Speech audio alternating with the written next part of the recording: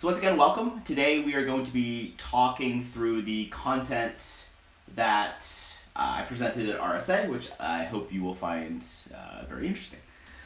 As always, before I dive in, I want to briefly thank the Friends of Objective-C. These are the companies that support my research and my work. So we can see names on the website. But briefly, Digita Security, Sophos, MacPaw, Malwarebytes, SmugBug, Flickr, Guardian Mobile Firewall, and also the Secure Mac. Make sure we can see all their logos. Oh, okay. Now we can scroll up. Scroll. Okay, awesome. So, thanks to these companies for sponsoring my research. So without further ado, let us now dive in. Let me actually first grab a link to this speaker deck. I'll paste this in the channel if you want to follow along at home or grab and download this later.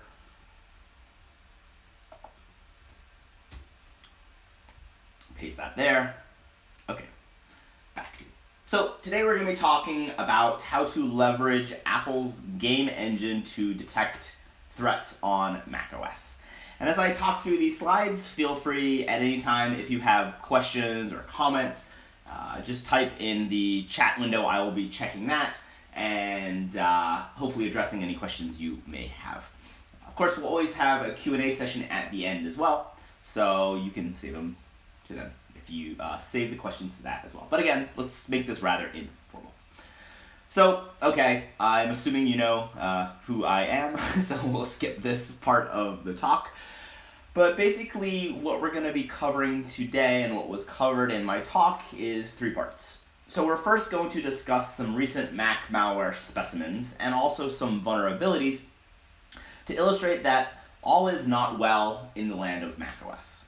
We'll then dive into an open source monitoring framework that we've created at Digita Security, which is aptly named MonitorKit.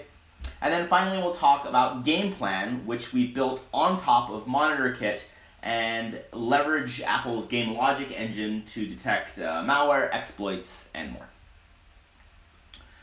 So let's start by looking at some recent Mac malware threats that target our Mac computers. Now first, I like to start with a claim that to some might seem somewhat provocative, but in my expert opinion, in reality is 100% true. And that is that Macs are no more resistant to malware than their modern Windows counterparts. And sometimes people refute this claim, saying, okay, well if that's the case, Patrick, how come there's not more Mac malware? And one simple answer to that is Macs still actually only make up about 7% of the personal computer market share. So hackers are, generally going to spend more time dedicating their efforts toward targeting Windows systems because they can just make more money. Because again, Windows have a larger percent of the market share. However, even though comparably speaking, there's a lot more Windows malware, this may be kind of changing. So there have been some recent studies and research to illustrate that Mac malware and also Mac adware, which is actually becoming ever more prolific, has continued to grow. So in other words, it's really becoming more and more prevalent. So now let's look at some recent Mac malware creations. We're going to cover specimens that really run the gamut from creepy spyware to nation-state APT creations to adware and cryptocurrency miners. So first up we have Fruitfly. Fruitfly existed for over 13 years, remaining undetected. And its main goal was to spy on Mac users, unfortunately largely children. The good news is the FBI eventually caught the alleged creator, who is now awaiting trial. However, the fact that this malware existed undetected for over a decade really bothers me. If we jump to 2018, the first Mac malware of the year of 2018 was named Mommy. And this was actually a piece of malware I got to name, so I'm super stoked about that fact. The goal of Mommy is to locally hijack traffic. And it does this on an infected system via 2 steps. So first, it installs a root certificate into the local certificate store on an infected system. And then it modifies the system's DNS settings to point to attacker-controlled DNS servers. Now, an interesting aspect of this malware is that it's very similar to a Windows piece of malware called DNS Unlocker. How is it similar? Well, first, the IP address of the malicious DNS servers are essentially the same. They're off by 1 or 2 digits, so I believe it's like 133 instead of .135. Also, the thumbprint, though, of the certificate that is installed matches the Windows malware identically. So, if I had to guess, I would imagine the hackers and the malware authors of DNS Unlocker were happily targeting Windows systems, making a lot of money by redirecting this traffic, maybe stealing credentials or injecting ads, and they decided, okay, well, we should make a version of this that works on Mac OS. So this is likely what they did, either porting it or probably completely rewrote it to target Mac systems. And this is a trend we're seeing more and more, again, driven by money. The next piece of Mac malware, let's briefly talk about, is associated with the North Koreans. Now, due to all the financial sanctions, the North Koreans have turned to hacking cryptocurrency exchanges as a means to fund their shenanigans, which kind of ingenious, right? If your supply of cash, traditional banks are not lending to you, or your assets are being seized, if you can hack into and steal cryptocurrency, that might be a way for you to anonymously still raise money for military operations or whatever. So what the North Koreans did was kind of neat. They first set up a fake company with a fake website and all. They then developed a cryptocurrency trading application that contained a malicious updater component. They then emailed various admins or users at the cryptocurrency exchanges and asked them to test out their new trading application. And unfortunately, for several exchanges, they fell for this ruse, this attack, and tested out this cryptocurrency trading application because it looked legit. It was signed, there was a website backing it. Yeah, why not try it out, right? Unfortunately, though, once they tested it, in the background, the updater component would persist and beacon back to the hacker's command and control server, giving the North Koreans access to the cryptocurrency exchanges, meaning funds and in some case, users' cryptocurrency. Next up, we have WinShift. WinShift is unique in 2 ways. First, it was utilized in a very targeted attack against individuals of a specific Middle Eastern government. So normally, malware is rather indiscriminate, unless perhaps it's an APT operation. In that case, very targeted. So it's likely to say that WinShift is a nation-state or APT-based attack. APT meaning Advanced Persistent Threat. It's kind of the abbreviation or the term we use when we're talking about malware that's generally associated with cyber espionage operations or nation-state operations. And as I just mentioned, one of the characteristics of such attacks is usually they're very targeted, very specific. They're not just going to be trying to infect everybody. They're going to be going after specific organizations, or in this case, actually specific individuals within a government organization. Now, the second interesting piece about WinShift is how it infected Mac computers. And it did this by abusing legitimate features of Mac OS, including Safari's auto open and custom URL schemes that allowed the malware to be automatically downloaded, and if the user clicked on the alert prompt, the malware would then be automatically launched and infect the system. So we published some in-depth research on Digita's website, on the blog, so if you're interested in more of the technical details of how this exploit and malware works, check out that via the link that's on the slide. Finally, we have Creative Update, which is one of the many cryptocurrency miners we've recently seen targeting macOS. Now, briefly, if you're friends, your parents, somebody has an infected Mac, it's likely going to be either adware, or now even more common than adware are these cryptocurrency miners, right? They're usually not going to be infected with some nation-state backdoor unless you have very powerful or interesting friends.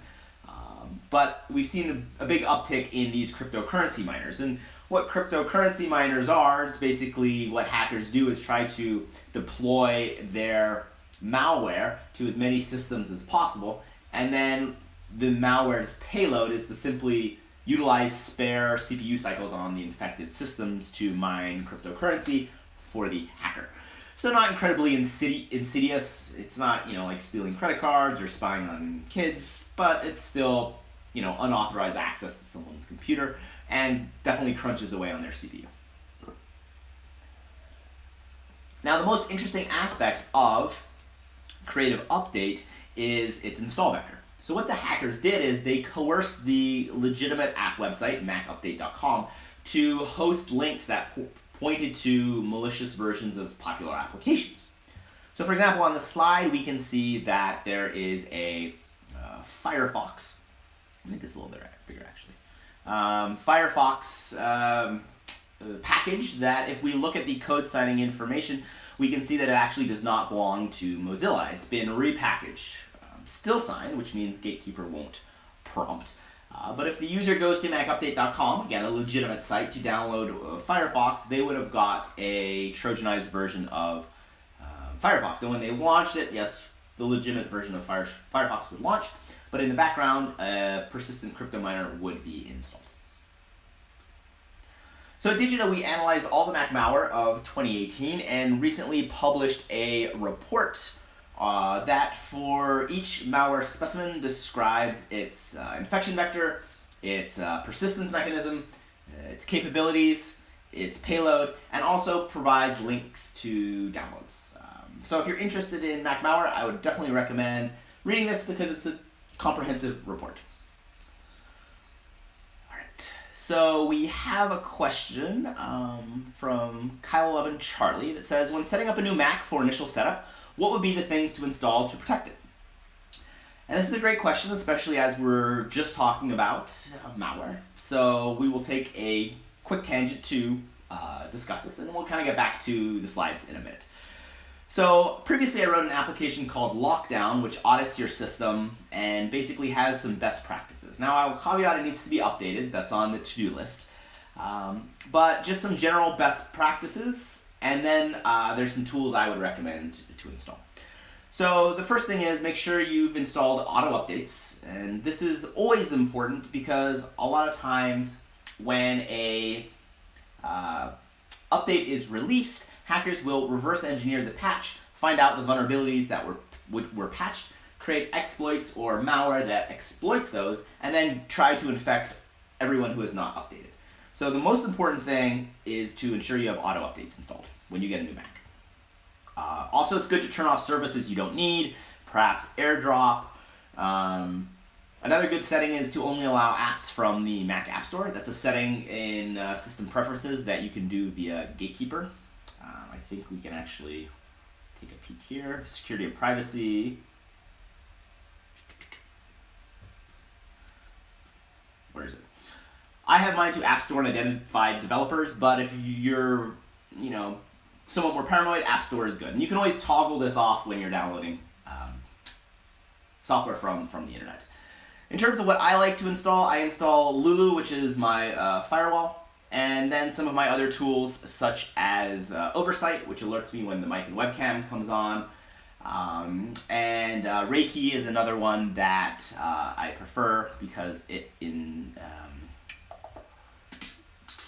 protects against keyloggers. So I'm going to post this link in the channel. Lulu is good. It's a firewall, so that means if anything gets on your system in whatever way, if it connects out to a command and control server, Lulu will generically detect that. So pretty much that's, I think, the most important thing is you run a firewall product. It doesn't have to be Lulu, but Lulu's free and open source. I also run Do Not Disturb. This will alert you anytime your laptop is open. So if you're traveling and you leave your laptop in your hotel room, someone breaks into your room, or the maid perhaps is being paid by the Chinese to hack your laptop, and yes, this does happen, it would detect that. So those are some of the recommended tools and procedures to secure a good Mac. And if you do that, you will protect yourself against, I would say, 99% of malware, especially the adware and these cryptocurrency miners. Now, if a nation state is trying to hack you, they likely will be successful. They have time and resources, and yeah, but hopefully you're not being targeted by nation state adversaries. If you are, that's a problem. Okay, so now let's hop back to the talk. Kyle, thanks for the question. And again, anytime any of you have questions, feel free to enter them in the chat. And also at the end, we'll have a kind of a generic Q&A session. So now let's talk about some threats, because macOS doesn't just suffer from malware, it also is a rather flawed OS. So let's look at some recent macOS vulnerabilities, and we're actually just going to focus on the ones that leave us, or at least leave me, shaking our head, like wondering, do I laugh, do I cry? So another claim, before we hop into the section, and this one's actually rather irrefutable, is that Macs are just as susceptible to vulnerabilities as Windows computers. And we can verify this, for example, by looking at the market rate for 0 days. 0 days are the term used for a vulnerability that a hacker or a government knows about that there is no patch. So with a 0-day vulnerability, you can infect even a fully patched system. So 0 days are obviously incredibly valuable for advanced adversaries. Now, there are companies that will buy 0-day vulnerabilities from hackers and then turn around and sell those to governments for government hacking operations. Now, obviously, this raises some ethical questions, which we are not going to get into today, but these companies do publish the rates. For example, they say if you find a 0-day in macOS, an LPE, a local privilege escalation, if you don't want to report it to Apple, perhaps you can sell it to one of these companies for upwards of $50,000. So you can see for certain hackers, this would be very tempting. Now, if we look at this chart, it's a little hard to see on the slide, but we can see that the rates for Mac vulnerabilities are actually far less than Windows vulnerabilities, which is just to kind of say that, there really is maybe not, it's not as hard to find vulnerabilities in Mac systems. And this is something I personally believe in as well. Again, when we're talking about Mac in comparison to Windows, we're talking about modern Windows counterparts. Microsoft has done a great job really locking down the system. Apple, macOS kind of lags behind. iOS, though, is very secure. We're not really talking about that as well. The other thing, and reason I always like to talk about, is that if I'm going to hack an organization, so if I put on my hacker hat, I am going to go after the Mac computers. And there's two reasons. One, there's more bugs in macOS, so it's easier to hack. But also, Mac users are often overconfident about the security of their Mac systems. So they're more likely to click on random emails and run random applications. This is really just, this overconfidence can almost be used against this. And the reason Mac users are often overconfident is Apple has essentially coerced us into believing that Macs don't get viruses or more secure. So Apple continually kind of pontificates or pushes out this message. So a lot of Mac users are, as I mentioned, overconfident in the security of their systems, which makes them easier targets. So if you're hacking an organization, go after the Macs. So now let's look at some of the recent security flaws in macOS, really focusing on the ones that, in my opinion, are inexcusable. Let me see if I can make this a little bigger. View, zoom in. Okay, make sure we can still see that. Oh, that's too big. Okay, well, we'll zoom out again. Okay, we'll stick with that, I guess. Okay, so the first bug I want to talk about is a flaw that allowed attackers to recover passwords of encrypted volumes. And if you think about encrypted volumes, this is where you're going to store your most sensitive files. So obviously, if the password for these encrypted volumes is recoverable, that is a really bad flaw. So in short, if you created an encrypted volume and you set a password hint, the operating system, macOS, would inadvertently actually store the password as the hint. So we can see that in code on the system. I reverse engineered the operating system code to find out the reason for the flaw. And we can see here at the bottom that instead of storing the hint in the hint field in the database, they actually store the password. So this means at a later time, if you click show hint, instead of showing the hint, it would reveal the password in the plain text. So obviously this is a very bad vulnerability, and bothers me that it made it through Q&A testing. Next up, we have the imroot bug, which in my opinion is even worse. So first, rather ironically, it was posted to Apple's forums as a helpful hint. Someone basically said, hey, if you're locked out of your system or you need access to the root account, click twice on a login prompt after typing in root, and it will let you in. This was really, this is one of the bugs where you laugh and then you cry, because it means the all-powerful root account could be accessed without a password. So again, I reverse engineered macOS to figure out the reason of the bug, and it turns out that Apple calls a verification function to check the value of the provided password against the real password, and if those are the same, it sets some variable, specifically the match parameter. The problem is they don't actually ever check this match parameter. So you could provide any password you want, including a blank password, and this would allow you to gain access to the account. So I laugh about this now, but in reality, that's really sad. Next bug from 2018, this is really about as bad as it gets. So this bug was a heap overflow in the packet handling code in the kernel.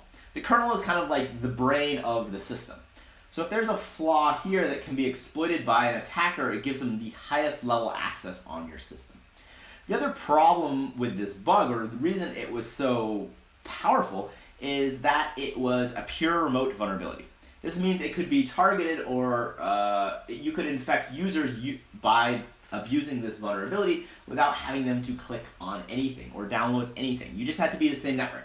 So you could go to Starbucks or university or anywhere where people were connected to the same network as you, and then you could send this magic packet that would then, if you fully weaponize the vulnerability, give you access to their systems. So really, really bad bug.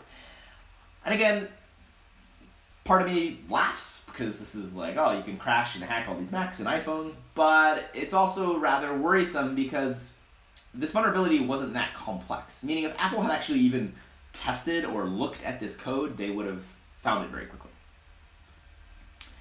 More recently, we have the infamous facepalm bug. I'm sure many of you remember this one. What you could do was you could call someone via FaceTime, either on their Mac or their iOS device, and you could coerce the device to answer and start streaming audio and video before the user actually picked up. So you can imagine, while this maybe didn't have security implications, you couldn't hack the device, there's obviously huge privacy concerns. You can imagine perhaps someone didn't want to pick up, or they were in a compromising position, but you could force the device to basically, as I mentioned, stream audio and video before the user picked up. Apple has now patched this. I looked at the patch, and they basically add a lot more checks for empty parameters. So it's likely that before they weren't handling a certain scenario that could be exploited for privacy issues. Now, as I mentioned earlier, really good idea to always keep your Mac updated, because all the bugs I've talked about so far are now patched, meaning if you have installed the latest update, your system is not vulnerable to any of these attacks. Unfortunately, there is a handful of zero-day vulnerabilities floating around. And the probably the worst one is the one found by Linus Henze. And what it does is it allows a piece of malware or a local attacker to dump everything in your keychain with no special prompts. Normally you should have to provide a password to unlock the keychain, But Linus's bug is incredibly powerful and allows you to dump everything. There's currently no patch for this. He has not released the technical details of this, so this is not something that hackers are exploiting. But again, this shows that macOS is not as secure as we may think. And then finally, and then I'll get to these questions really quick, we also talked about how it's a good idea to only maybe download apps from the Mac App Store, or at least have your system set to that by default. And then as you download certain apps from the internet, you can toggle that setting off. Problem is, there's a lot of crapware in the Mac App Store as well. Some that is actually arguably downright malicious. So the worst was Adware Doctor. Adware Doctor was the #1 paid utility on the Mac App Store, #4 paid app in the entire Mac App Store, which means it was featured on Apple's main website. Problem was, even though Apple claimed they had reviewed this application and ensured it didn't do anything malicious, when you download it and ran it, in the background it would grab your browser history from Safari, Chrome, and Firefox, zip that up, and then exfiltrate that to a developer in China. Now, I don't know about you, but that's not something I want apps doing. I don't want apps stealing my browsing history, especially sending it to China.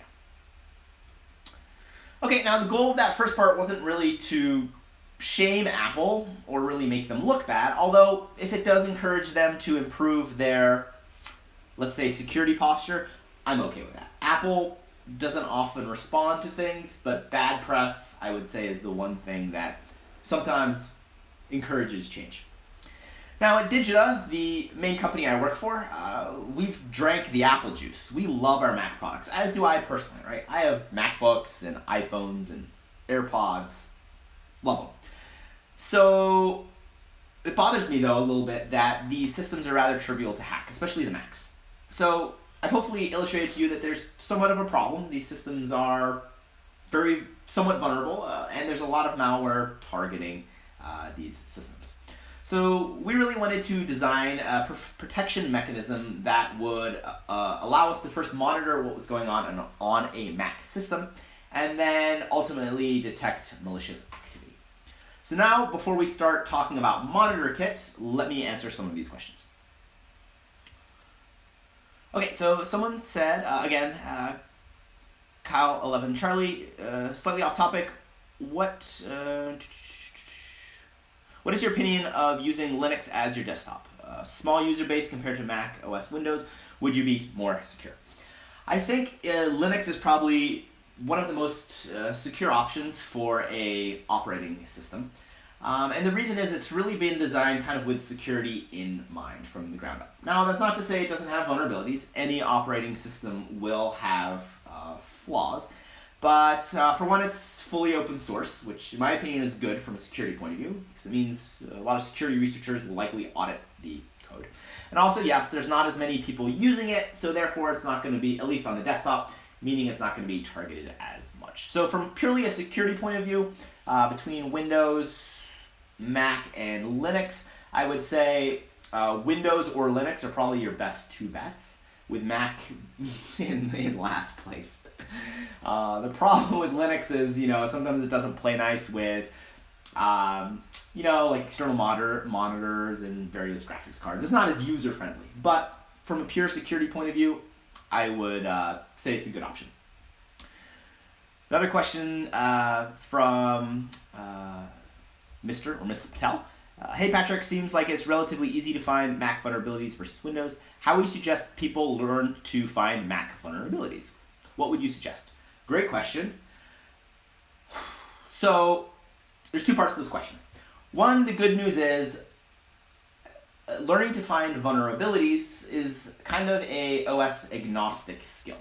That is to say, once you have a good understanding of programming languages and reverse engineering, you can start looking for bugs in Windows systems, Mac systems, Linux, iOS, in printers, in gaming systems, whatever. So there's some good foundational skills to use. One of my favorite books is Reversing, Secrets of the Reverse Engineer. This book's a little dated now. I believe it came out in 2005. Wow. But it is an incredible book.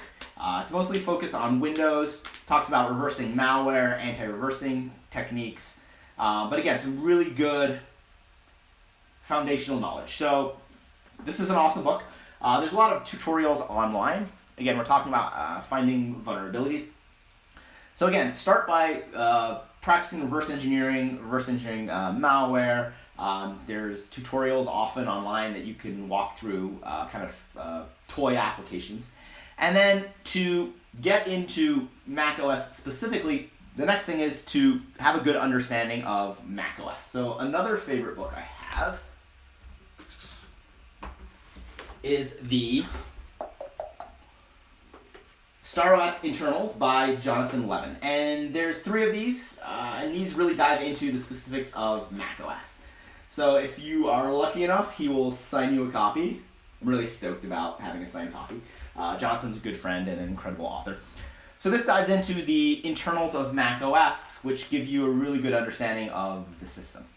So armed then with the ability to reverse engineer and a good understanding of Mac OS, you can just start picking places in the operating system that you think might have bugs. So for example, Gatekeeper is what validates applications before they're executed.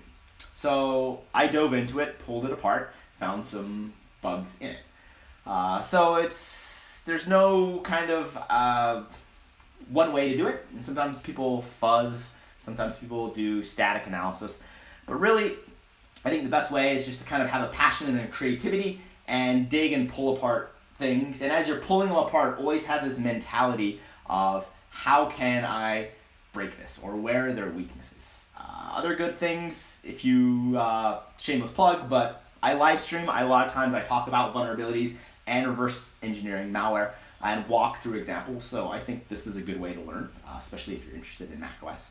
And then there's a lot of conference talks, people talking about reverse engineering and finding vulnerabilities. So, those slides are good, or if they're streaming, I would recommend those as well. Shamelessly, and we'll talk about this more,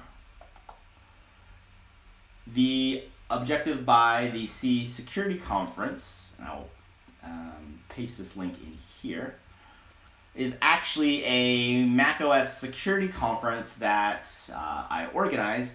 And if you click on the talk tab, there are all the talks that were given. So these talks talk about bug finding on macOS, reverse engineering. So that's a really good place to start.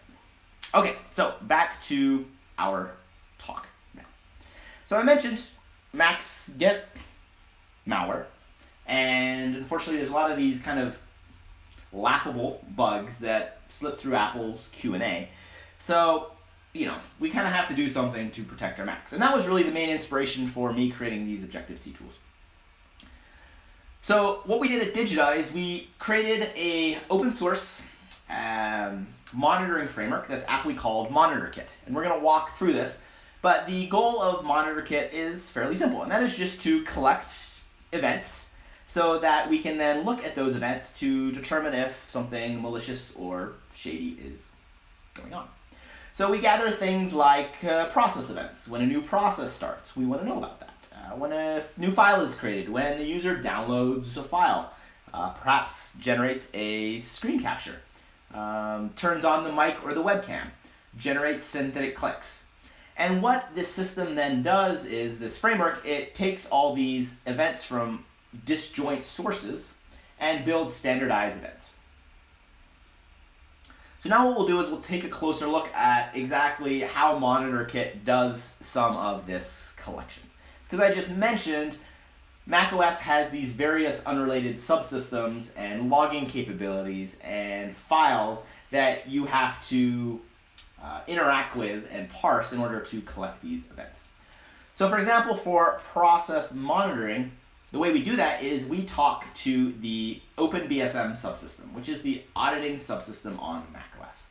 And what we do is we connect to the audit pipe, and then we tell the audit pipe we are interested in process events, and then we continually read off this pipe, parsing and tokenizing the process events as they come in.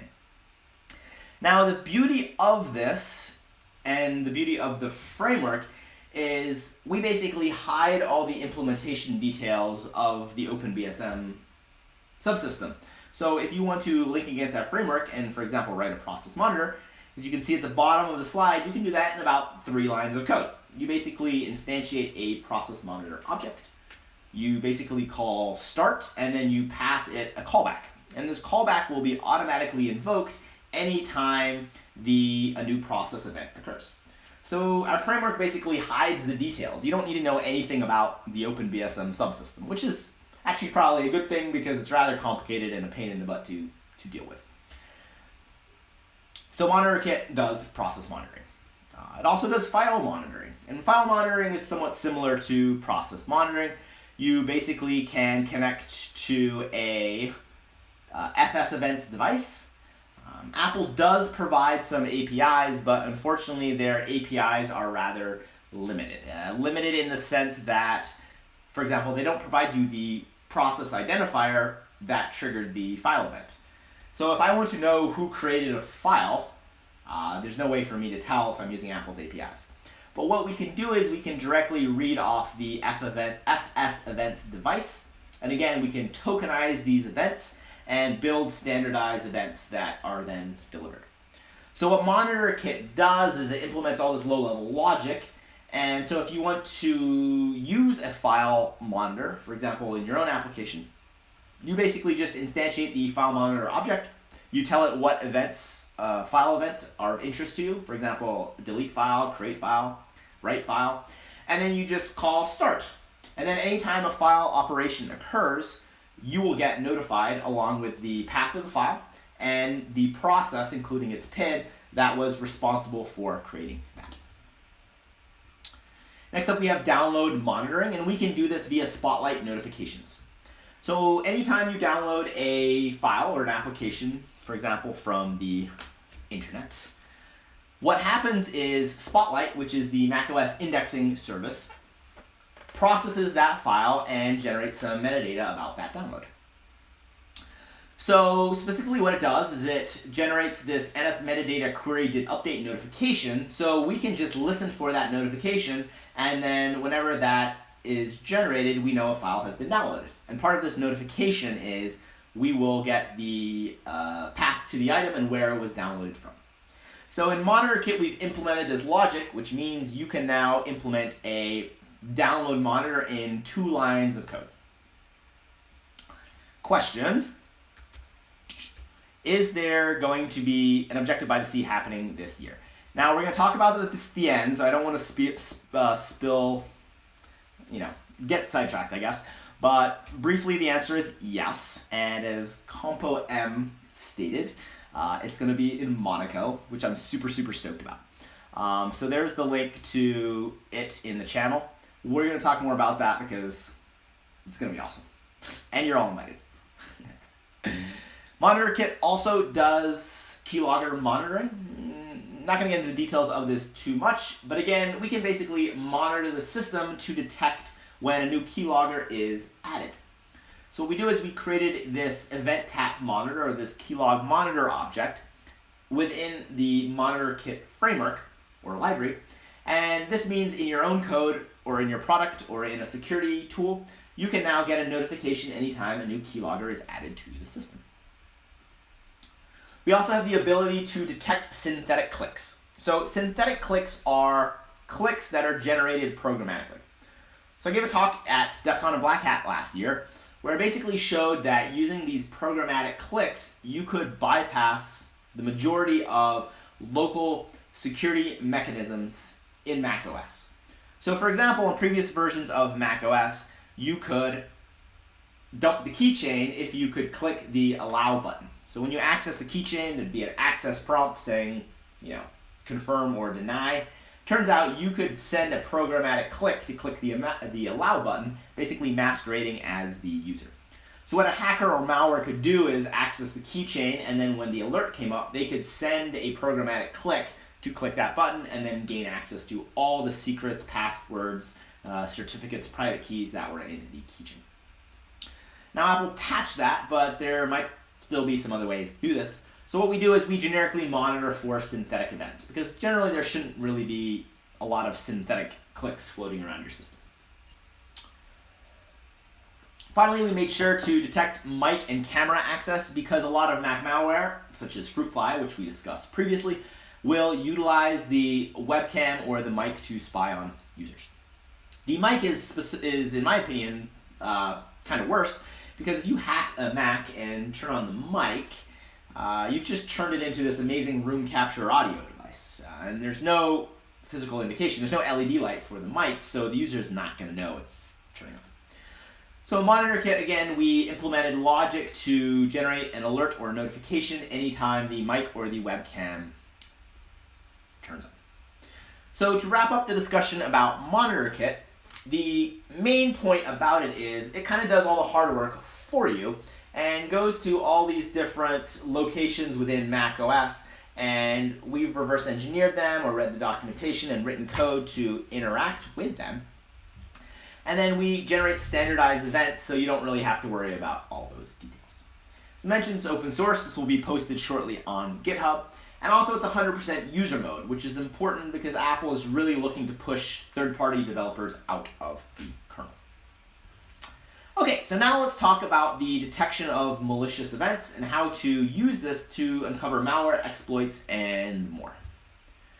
So what we've talked about so far is twofold. We talked about how Macs do get malware and how, unfortunately, they're rather vulnerable. There's a lot of bugs, even in the latest versions of macOS. We just talked about Monitor Kit, which is a great open source framework that collects all sorts of events around the system. Now, of course, our goal is to detect malware, exploitation, and malicious anomalies. So let's now talk about how to do this based on these events that Monitor Kit is collecting. Because Monitor Kit is not making decisions about these events. It's basically saying, hey, just let you know, a new process started, this file was written. You know, it by design doesn't classify things as malicious or benign. Now, in order to detect these, we want to make sure that we do this very efficiently. We're going to have a lot of events coming in from Monitor Kit. We also want to do this very contextually. And what I mean by that is in a way that provides enough context around the event. So if a process starts and we think it's malicious, we can say why. Or if a file is being created that we claim belongs to malware, we want to show the process tree that made the file and say where it came from, what the user did, and the steps around it. And finally, we want to make sure this is flexible, meaning we can add new detection rules without having to write any new code. So now let's briefly talk about game logic engines. This might seem completely unrelated, but as we'll see, it's actually very related. So the components that make up a game logic engine are all found on the slide. So it starts with a sensor. Sensors provide inputs which are modeled into events. Such events are then evaluated against game logic and a state, which is just like a cache, to take actions such as character movements or updating a scene. So if you think about Pac-Man, right, the user provides input into the system through a controller, like an arcade button or joystick. Or if you're playing on your computer, sensor is going to be the mouse or the keyboard. This data, this input is then modeled, and then the game state is altered directly or by the game logic controller. Now this logic controller is composed of blocks, which are little pieces of game logic that in total, cumulatively, make up the laws or the behavior of the game. For example, changing, if we're talking about Pac-Man, the ghost's behaviors to pursue or flee based on when Pac-Man eats a power pellet. So again, this logic controller is basically what makes decisions based on the inputs and the rules of the game, and then spits out an action. Move the character, kill the character, change the scene, run if you're a ghost, etc., etc. Now the neat thing is we can take this model of the game logic engine and apply it directly onto a system that's designed to detect malware and exploits. So Monitor Kit, which we just talked about, is our sensor and event modeler, right? It's sensing, it's reading input from the system, and then generating or modeling standardized events. Now the cache or the state is just a table that basically records historical events and tracks the state of the system. And the logic controller we haven't yet talked about, but this is the missing piece of our system. Now, such a controller or engine would interact with the modeled events that are coming in from MonitorKit, and then output an action according to defined logic blocks or rules. Now, originally we thought we would have to write our own logic engine, which is a lot of work, but turns out we don't have to. So Apple actually provides a developer framework for a gaming engine, which they call Gameplay Kit. And Apple went to great lengths to make this engine efficient, reliable, and easy to use. So we take a closer look at the GK rule system, which is a class within Apple's Gameplay Kit. Turns out that this GK rule system class is a logic engine that supports fuzzy logic, chaining, mathematical constructs, and just about any code-based extension. It also separates games, the logic and the rules, from actual executable code. So let's talk about this a little bit more and show how you could use this framework to write a game. So I'm assuming many of you, hopefully all of you, are familiar with Pac-Man.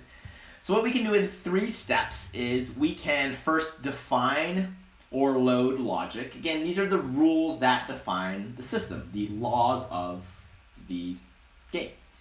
And then on events, we ask the logic engine to reevaluate, and then that engine will spit out an action which tells us what to do. So if we look at Pac-Man, specifically, let's focus on the hunt logic for the ghost. And the hunt logic is basically, when Pac-Man eats a power pellet, the ghost should run away. Otherwise, in the default state, when Pac-Man has not eaten a power pellet, the ghost should be chasing Pac-Man, right? Cool. So we can see this in code. We basically define the logic. We basically say, when Pac-Man eats a power pellet, the ghost should run away. That's a rule. We also say when Pac-Man has not eaten or the opposite of that is when Pac-Man has not eaten a power pellet, the ghost should chase Pac-Man, right? I guess Pac-Man's doing this and the ghosts are just, doing their thing. So when Pac-Man eats a power pellet, we ask the logic engine to reevaluate the system and tell us what to do. So the logic engine will take the rules. For example, power pellet means run away if you're a ghost. And then we'll specify this action so that the logic or the ghosts know what action to take. So at this point, it should be kind of clear that this GK rule subsystem is perfect for an advanced security tool. It has the ability to take events and rules and then spit out actions. And we'll look into examples of this, but this is Apple's documentation that says it takes a list of logic blocks. And these logic blocks don't necessarily have to be rules for playing a game. They just have to be rules, right? And to talk or to load these rules, you use something called NS predicates, which is basically Apple's language for writing rules. It's very powerful. It provides the ability to specify regex, regular expressions, wildcards, etc., etc. It also then provides a context for evaluating and taking an action. And Apple says you can use this in constructing data-driven logic systems. So now we're going to talk about how we can use Apple's game logic engine to detect malware.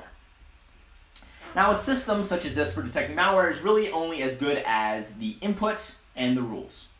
Now, we have pretty good input from MonitorKit. MonitorKit is watching all aspects of the system and generating all these very interesting events. So now what we have to do is we basically just have to create rules that we can plug into the logic engine. So as these events come in, it can apply the rules onto those events and detect if some malicious activity is happening. So we started with the MITRE ATT&CK framework, which is kind of the industry standard framework that articulates or defines various components or stages of an attack. So for example, things like persistence, execution, privilege escalation. So this framework basically says these are the things that you should look for. It doesn't necessarily tell you how to do it, it just basically breaks down the different categories. Now, over the last 4 years or so, I've released a variety of Objective-C tools that use rules and heuristics to detect a lot of malicious behaviors that map onto this framework. So Objective-C and Digita have partnered. I created Objective-C, and I'm also one of the co-founders of Digita Security. So this means at Digita we have access to the proven heuristics of Objective-C that have been around for many years and have been kind of field tested and have been shown to be able to generically detect malware and exploits. So all we need to do is translate these predicates into this rule logic language. And this system we call game plan. So let's look at some examples of this now. So the first thing we want to do is we want to detect persistence. And persistence is what malware does to ensure that every time you reboot the system, it is automatically re-executed.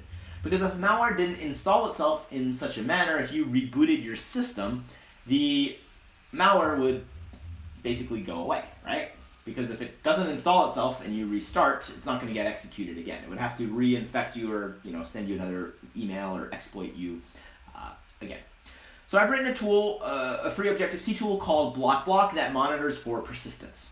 So what we can do is we can take these locations that BlockBlock looks for, and we can translate these into rules for this gameplay logic system that we're developing.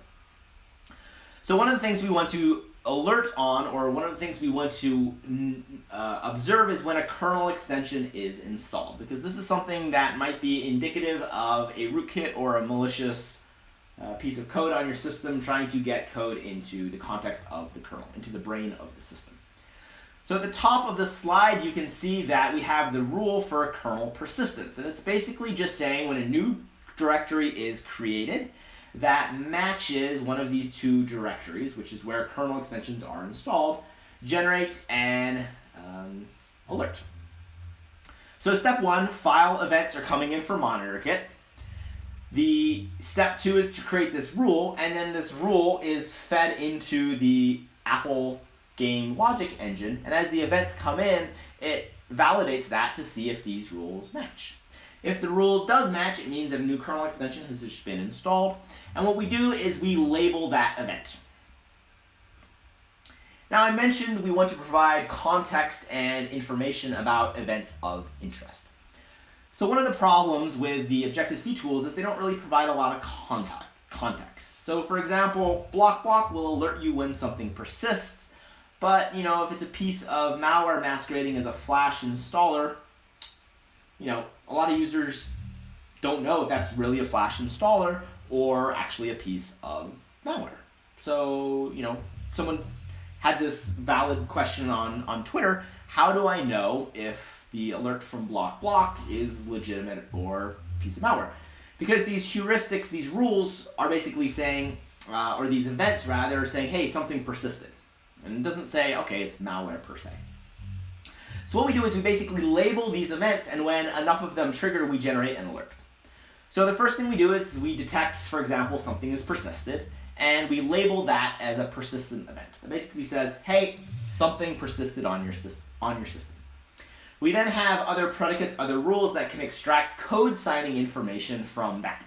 So now we say, okay, what persisted, and was it signed by Apple, was it signed by Adobe, or is it unsigned, or perhaps signed with a revoked certificate? So that's just another label that we then tag on.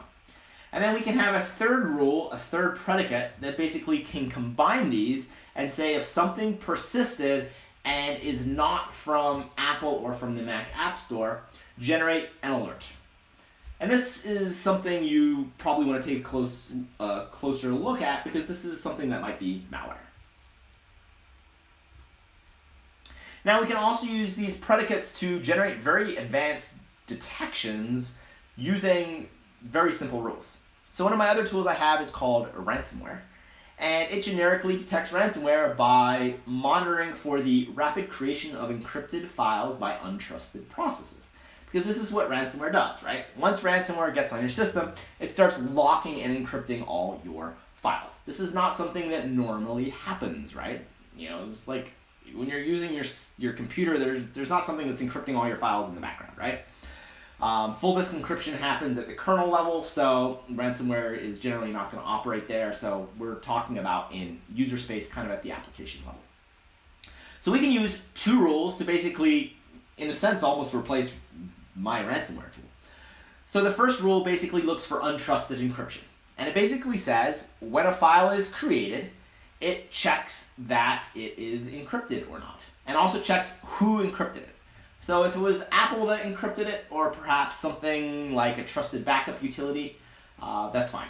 But if it's an application it doesn't recognize, it basically labels the event and says, hey, an untrusted encryption event has occurred.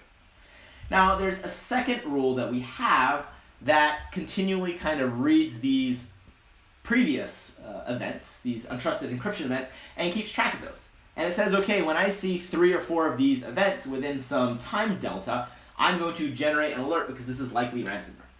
So if you encrypt 1 or 2 files, it's not going to trigger. But if you encrypt 3 or 4, which ransomware is obviously going to do, in some short amount of time, this will generate an alert. So this is a very powerful heuristic because it can generically detect all publicly known versions of ransomware that target macOS. Now you can also generate rules that perhaps look for malicious activity. So imagine you want to detect a malicious insider in your organization. Perhaps someone who is bringing in a USB stick to work and downloading all your company's sensitive files. So it's very easy for us to write predicates or rules, again, that are fed into the logic system and applied against the events that are coming in from MonitorKit to look for anomalous or malicious behavior. So for example, we can write a 3-line rule that can generate a label or alert when a USB write occurs. So we basically say, new file is created, and if that file exists on a removable USB drive, we know the user just wrote something to the USB drive. We can also do the same thing for screen captures, after-hour activities, things that perhaps may be indicative of a malicious insider. Now you can choose to trigger on any one of these. Perhaps you have a policy at your company that says, hey, nobody should be using USB sticks, so if this happens at all, you want to know. Or you can combine them and only generate an alert when 2 or 3 of them happen. Kind of cool. So hopefully at this point, the power of this rule logic should be clear, right? I mean, we have all these events coming in from MonitorKit. We have Apple's game logic engine, which very efficiently will apply rules onto a big data set, for example, MonitorKit events, and efficiently detect whatever the rules say. So really, the only limitation is what kind of rules you want to write. And that's really, the only limit here is your imagination. So for example, we can say, let's detect self-deleting malware. So 2 lines, we can say if a file deletes itself, a process deletes itself, we can label that as a self-deletion event. We can also detect perhaps exploitation attempts by looking for failed exploitation attempts, which may generate a crash report. And then my favorite is this rule to generically detect system integrity or SIP bypasses. So there's some SIP 0 days floating around. System integrity protection on macOS protects certain components of the operating system. But with these exploits, what an attacker can do is they can bypass this protection and then modify, infect components of the operating system, or actually create essentially undeletable malware. So what this rule does is it basically monitors these SIP-protected locations, and if anything is written to them, it makes sure that it is signed or belongs to Apple. So if an attacker has some SIP 0 day, we might not know the details of that bypass, but we can detect the payload, which is when something not signed by Apple is written to those locations. Quick question. How does it know that a file is encrypted? That is an excellent question, and the details to that are here. Towards, let me just grab the link for that, generic ransomware detection. Ta-da! So I'm going to post the link here. This goes into the mathematical constructs utilized.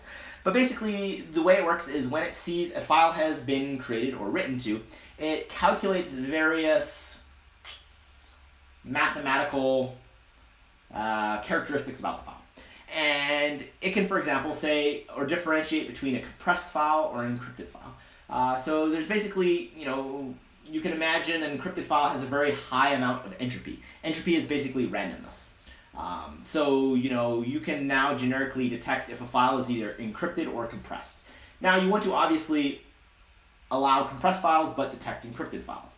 So it turns out there's other mathematical constructs. You can use pi error approximations, Monte Carlo computations. Basically, I found a math library that tells you if it's encrypted. That was open source. But the details of that are in that blog, which is really interesting. So basically, you can fairly efficiently and accurately detect if a file is encrypted or not. So yeah, it's super cool. So again, once you have this idea for a rule that's basically like, hey, I want to track large number of encrypted files, it's very easy for us to then implement that. So again, this rule system is incredibly powerful. Now you can also use these rules just to do threat hunting. So what a lot of companies or organizations will do is they will basically, or what they want to do is just collect all sorts of events about a system, and then they will have a team of reverse engineer, malware analysts, security professionals that basically pour through these these events looking for malware or anomaly. So the way MonitorKit and GamePlan, our system, works is it usually runs kind of in local mode, meaning all the events from MonitorKit are locally fed into Apple's game logic engine, which is installed as part of macOS. And then the events are sent out. So we only generate an alert if something malicious happens. However, you can configure MonitorKit and say all the events it's seeing, just stream those to some other SIM or some cloud system or some database. And then what you can do is you can go through all these events manually or by writing your own rules and predicates to look for these over the back end. And that's also very powerful because then you can do some big data analysis. You can look for trends across multiple systems. So again, this is a concept we support. And of course, the cool thing about this is once you detect something malicious, you can simply just write a new predicate or rule and add that to the system, and it'll be automatically pushed out to the rest of the systems without having to modify any code that's running on the system. So here's a quick look at the UI of what we're calling GamePlan. You can see there's overview of the different assets being systems that this is installed. My favorite part is the place where you can create and manage rules. And this is where I spend most of my time. I have some crazy idea and says, hey, I want to detect self-deleting malware. So I pop into the analytics view and I basically create a rule that says if a file delete event occurs, let me see what process was responsible for that, and if the process path matches the file that was just deleted, this means the process just deleted itself, which a lot of malware does, but not a lot of legitimate activity does. Now, the final thing that GamePlan supports is this kind of audit or compliance insight, and this goes back to the question earlier: what is best practice for securing your Mac? And security tools are great, but it's even better if you lock down your system to begin with so that exploits and malware would actually fail right out of the box. So what we do here is we basically have taken the CIS security benchmark, which is kind of a document that specifies best practices, how to harden and lock down your Mac. So what we do is we audit those. We say, okay, make sure auto updates are on, make sure you've turned on the firewall, make sure that internet sharing is disabled. Again, all these recommendations.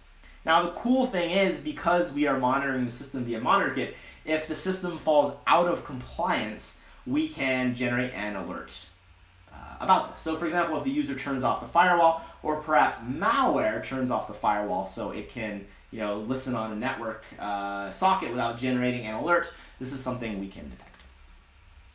So now let's end by looking at how the system actually detects or fares against real malware.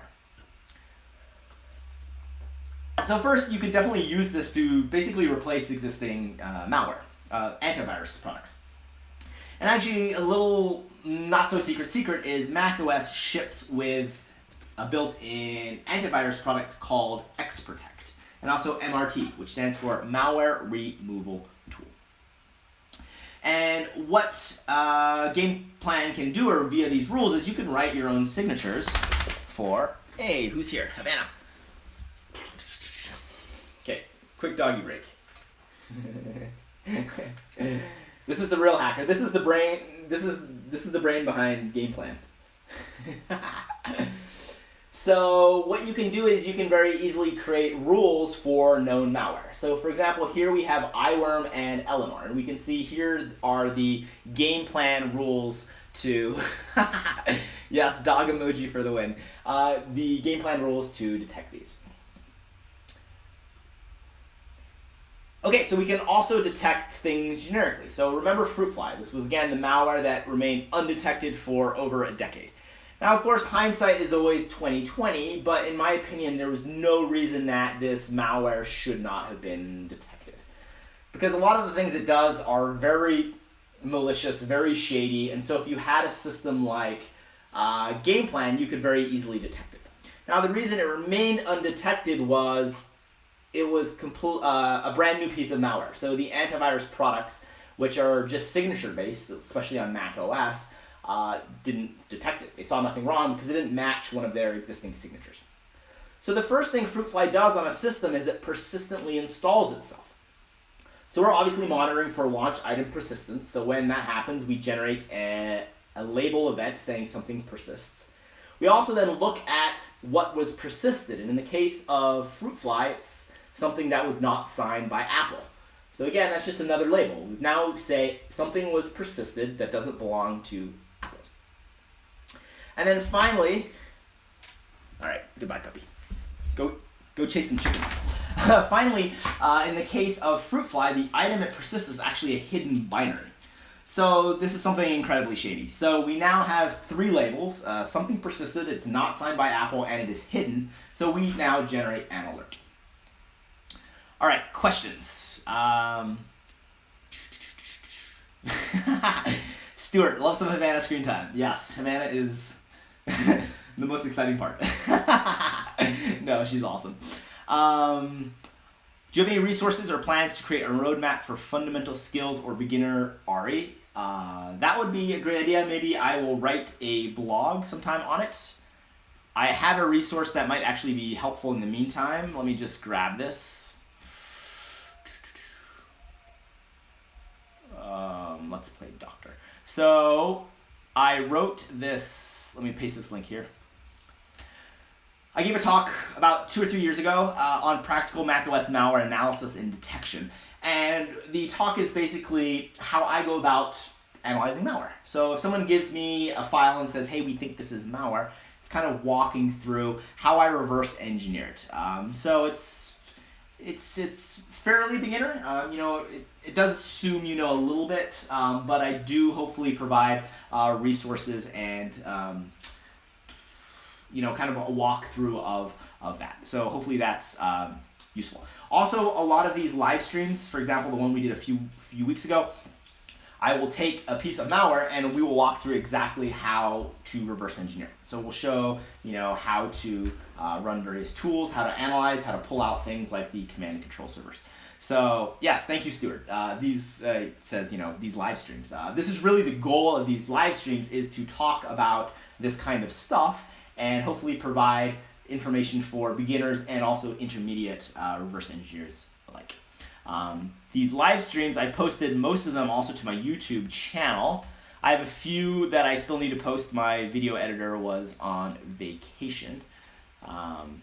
But here's that link. So you can go back and watch these previous live streams. As I mentioned, a lot of them we will talk about reverse engineering and malware analysis on Mac OS. All right, Kyle Love and Charlie says, any plans on packing this all together? So Game Plan is currently kind of targeted for the enterprise. We're still thinking if there's going to be an end user solution, but it basically packages a lot of the Objective-C tools logic into one utility, one package that you can install, for example, or deploy on enterprise systems. Now, whether we make a version of that free for like the end user is something we're discussing about. I think it would be nice, but I also want to make sure I don't make the Objective-C tools, null and void. Not saying they would be, but I'm a big fan of having individual tools for individual needs. It's kind of the Linux mentality versus having all-in-one kitchen sink. But I think it would be good to have both, right? Like a tool that kind of does all-in-one if you want kind of all that, or specific tools, for example, if you just want a firewall product. Okay, so let's keep talking about Fruitfly. You guys should consider creating a Monitor Kit Enterprise, kind of like Carbon Black for Macs. Yes, that is a great idea. So Monitor Kit is going to be open source, meaning anybody can use it. And then the game plan option, which is basically the rules and logic and the game logic engine package on top of Monitor Kit, is going to be kind of the enterprise offering, which should be similar to, but way better, of course, than other products like, for example, Carbon Black. So let's briefly talk about some remaining malware that we can detect. So I showed we can detect Fruitfly's install via various rules. We could also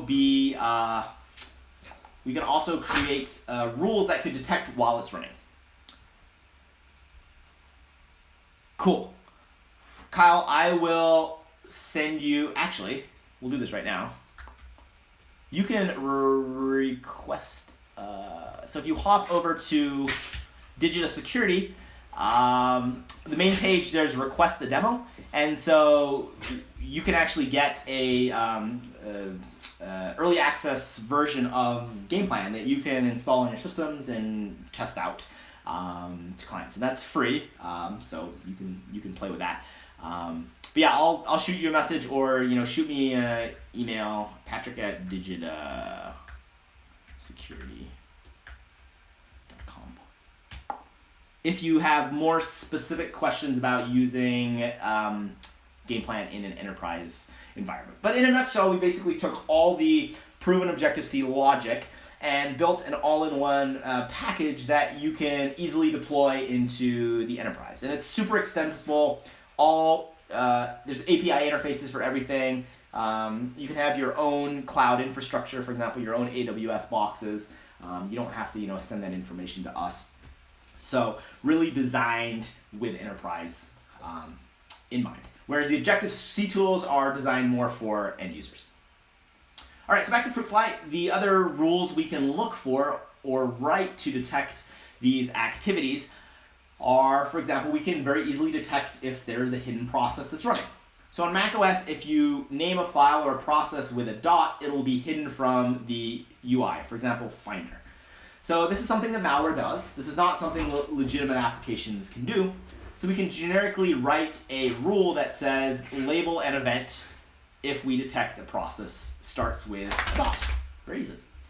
Fruitfly also drops a binary and executes it out of the temp directory, which is relatively rare. I mean, it doesn't necessarily mean it's malicious per se, but again, that's just something we want to label. It's also unsigned on macOS. That's rather rare, so again, that's something we observe. And then it activates the webcam and generates synthetic clicks, which is very, very shady. So we can now use these labeled events. We feed each of these rules into the game logic engine, and as these events come in from Monitor Kit, if any of them match, for example, Monitor Kit says, hey, a new process starts.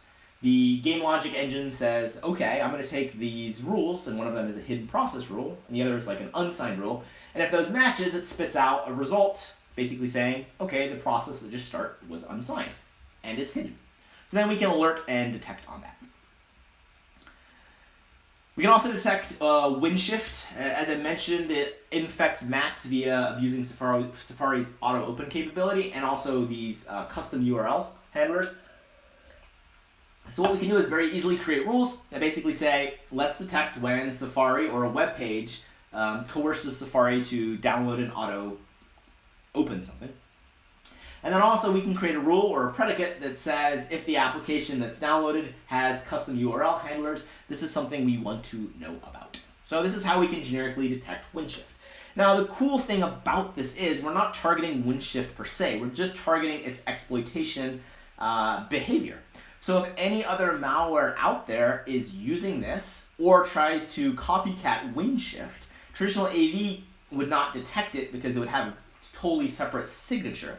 But because our rules are all based on behaviors, if it's abusing these same capabilities to infect the Mac system, even if it's completely unrelated, we can generically detect that. So a very powerful detection capability. Mommy was another piece of malware we talked about, and we can also detect that as well.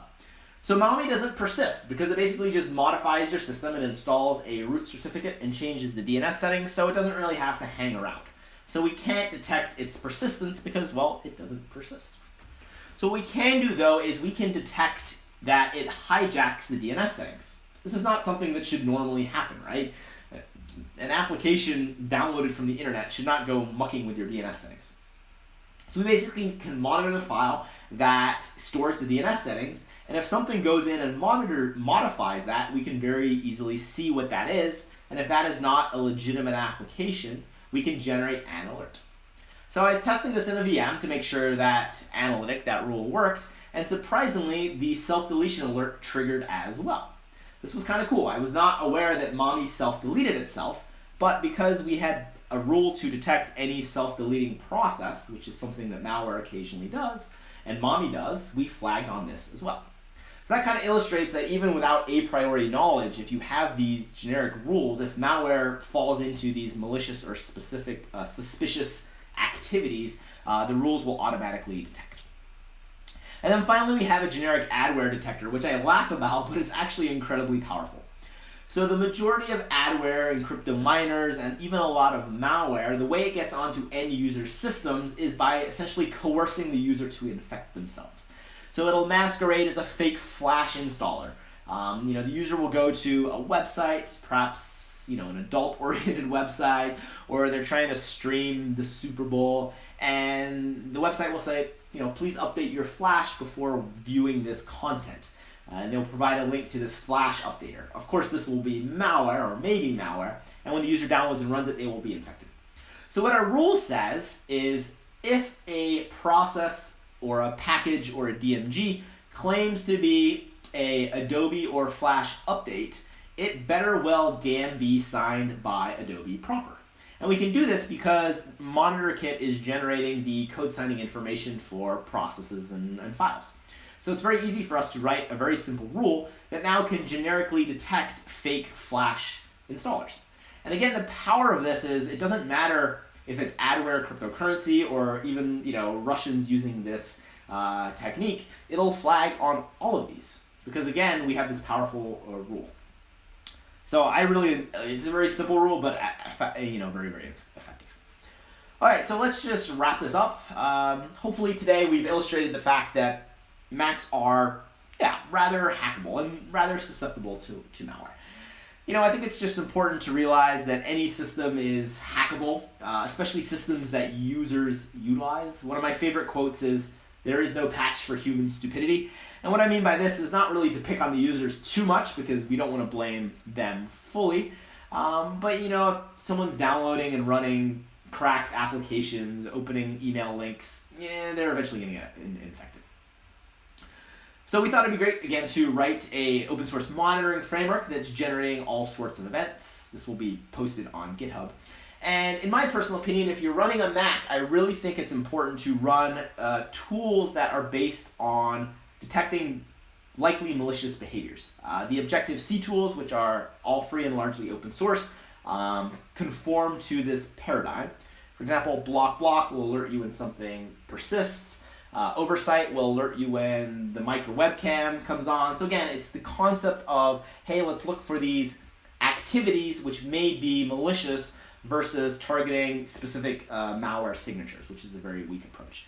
And again, if you're in the enterprise, I think a tool such as GamePlan would be something to consider. So I briefly want to end by talking about Objective by the Sea 2.0. So Objective by the Sea is Objective-C's Mac Security Conference. Version 1.0 was last November in Maui.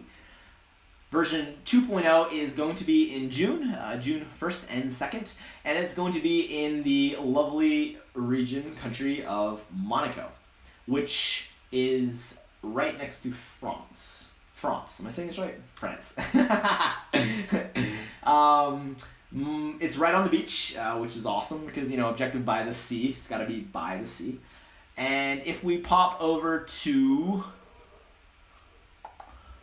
objectivebythesea.com, I'll post that link here. Actually, let's pull it up in a browser window. Load. We can briefly go through some of that. So the first thing is the location I'm super stoked on. It's at the Le Méridien Beach Plaza, which is actually the only resort in Monaco that has a private beach. So kind of awesome. We've also negotiated a very discounted rate. So if you plan to come to the conference, which if you can make it, I'd be super stoked to see you. Use that link because you can get cheap rooms that include, taxes, fees, internet, breakfast, all sorts of awesome stuff. Now, in terms of what's happening at the conference, we haven't announced all the talks yet, but they will be all related to Mac and iOS security. So the first talk is actually going to be about the keychain vulnerability I mentioned in this presentation today. Linus, the security researcher there that found this bug, is going to be giving a presentation on how he found this bug and the details of this for the first time publicly. So super stoked about that.